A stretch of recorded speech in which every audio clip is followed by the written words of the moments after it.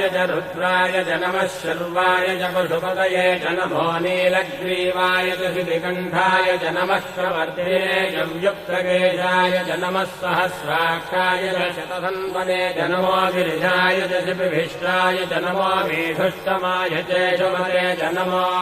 ह्रस्वाय च वामनाय च नमो बृहते च वर्षीयते च नमो वृद्धाय च संवृद्धने च नमो अग्र्याय च प्रथमाय च नम आशवे चाजिराय च नमः शीघ्रियाय च शीघ्राय च नम ऊन्याय चावस्रन्याय च नमः स्रोतस्याय च द्वीत्याय च नमो